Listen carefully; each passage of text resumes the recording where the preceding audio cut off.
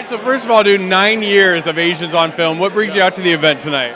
Well, my manager runs it, so I'm kind of at gunpoint here. So yeah, but I was here last year for the first time, and as everyone says, it's just nice to be around familiar faces, going for the same goals, and yeah, exposure is great here. Yeah. And why is it important to have an event like this, especially like Asian representation in Hollywood? Why is that important to you as an Asian American actor?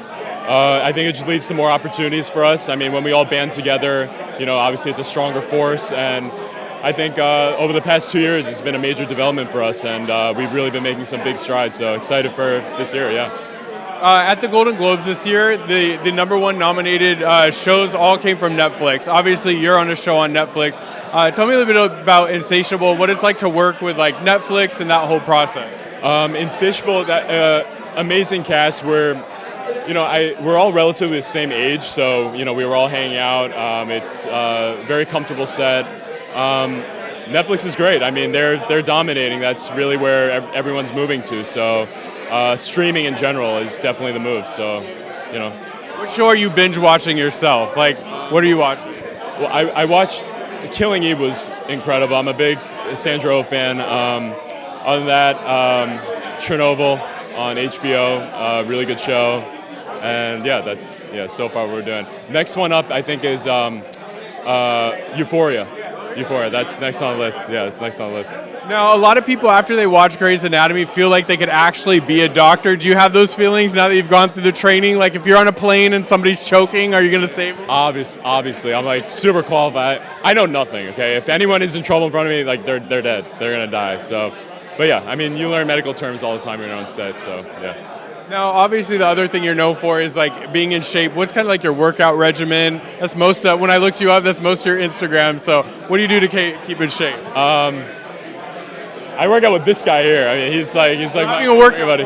Yeah. Having a workout partner works. I work out like five days a week, and just general weightlifting. Nothing too crazy. Eat right, and that's it. My metabolism is really fast, so try to eat as much as possible. So people like me hate you. You probably want to just punch me in the face, yeah. Playing a character on television, obviously LGBT, that community really supported you. What was that like, and what was the feedback you got from that community? It was great. When the character first came out, I remember casting told me he was going to be the first gay doctor on television, and it was, it's an honor, really. I mean, I got extremely lucky. I'm obviously such a newcomer. Grey's giving me the chance as a newbie. Everything after this, I owe it to Grey's Anatomy for sure, so. Lastly, I was told to ask about your dog, so tell me about your dog. She's actually at home right now. We literally abandoned her for like the whole day. We were coming back. We feel really bad, but right after this, we're going to go back and say hi. What kind of dog is it? A Chihuahua, like a black Chihuahua. She's like a little over a year old now.